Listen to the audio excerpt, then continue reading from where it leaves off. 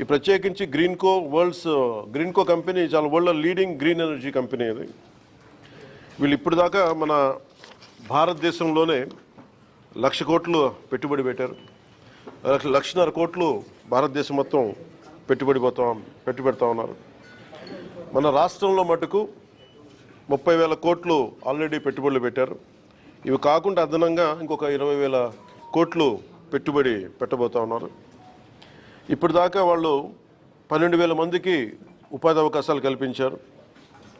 ఇంకా అలాగే ఉపాధి ఉన్న అంటే ఒక ఉద్యోగం కంపెనీ ఇస్తే ఆ వ్యవస్థ నడవడానికి అదనంగా ఇంకొక 4 మందికి 1:4 అనే రేషియో కింద అదనంగా ఇంకో 50,000 మందికి ఉపాధి కూడా లభించగలిగింది. దీనివల్ల ముఖ్యంగా ఈ పినాపురం ప్రాజెక్టుకి దాదాపు ఇప్పుడు దాకా ఒక 10,000 కోట్లు పెట్టుబడి పెట్టారు. ఇంకొక 24 కోట్లు అడిషనల్గా ఇంకా పెట్టుబడి పెడతా ఉన్నారు. 2021లో ప్రారంభమైన ఈ ప్రాజెక్టు చాలా తొందరగా స్టార్ట్ చేసి ముందుకు తీసుకెళ్లారు. దీంట్లో నేను గవర్నమెంట్ వచ్చాక కొత్త ఎన్డీఏ ప్రభుత్వం గౌరవ ముఖ్యమంత్రి నారా చంద్రబాబు నాయుడు గారి నాయకత్వంలో ఇది వచ్చినప్పుడు దీంట్లో ఇది జరుగుతుందని తెలుసు, చాలా సంవత్సరాలుగా అందరికీ తెలుసు. కానీ ఫారెస్ట్ డిపార్ట్మెంట్లో చిన్న వైలేషన్ ఏదో జరిగింది, అది ఏదో వస్తే నాకు దాని మీద మాట్లాడితే అది యాక్చువల్ దాన్ని చూడటానికి వచ్చాను ఈ రోజున. ఇది 12,000 మెగావాట్లు అంతే కదా, ఇది ఆపరేషన్. ఈ పర్టికులర్ ప్రాజెక్ట్ ఇది దాదాపు 2,800 ఎకరాలు ప్రాజెక్ట్. ఇది పినాపురం బోత్ మన నంద్యాలలో కానీ కర్నూలు జిల్లా రెండిట్లో కలుపుకొని. దీంట్లో కంపెనీ కొన్నది దాదాపు 1,700 ఎకరాలు కంపెనీ ప్రభుత్వం నుంచి కానీ లేదంటే రైతుల దగ్గర నుంచి కానీ కొన్నవి. ఈ 2,800 ఎకరాల్లో 1,700 ఎకరాలు వాళ్ళు ఆల్రెడీ కొనేశారు.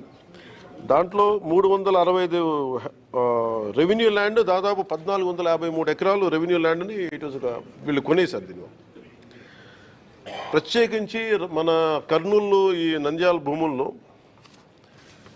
రాళ్ళు రప్పలు ఉండి వ్యవసాయానికి ఏమాత్రం ఒక పనికిరాని అంటే నిరుపయోగం అంటే బలంగా వ్యవసాయం చేయలేని భూముల్లో ఇది గౌరవ ముఖ్యమంత్రి నారా చంద్రబాబు నాయుడు గారు గత కొన్ని సంవత్సరాలుగా గత 2 దశాబ్దాలుగా ప్రత్యేకించి ఐటీ తర్వాత ఆయన ఫోకస్ చేస్తుంది గ్రీన్ ఎనర్జీ మీద. ఆ గ్రీన్ ఎనర్జీది లీడింగ్ ఆయన మొట్టమొదటిసారి 2014లో వచ్చినప్పుడు, అంతకుముందు ఉన్నప్పుడు 2014 ప్రత్యేకించి గ్రీన్కో వీళ్ళు విదేశాల నుంచి వచ్చి వీళ్ళందరూ ఈ కంపెనీ వచ్చి మేము ఇలా చేస్తున్నామంటే ఆయన ఎంకరేజ్ చేశాను. దాంట్లో భాగంగానే ఈ రోజున మనం ఇంత పెట్టుబడులు వచ్చినాయి ఇక్కడ.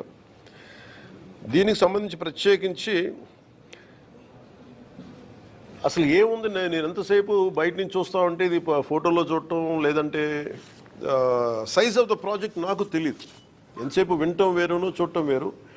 ఇది చాలా ఒక రాష్ట్రానికే దేశానికే చాలా ప్రతిష్టాత్మకమైన ప్రాజెక్ట్. ఇది ఇండియాలో హైడ్రోనికల్ మనకి నీటిని వాడుకొని అలాగే గాలిని వాడుతూ అలాగే సోలార్ని వాడుతూ అన్నిటిని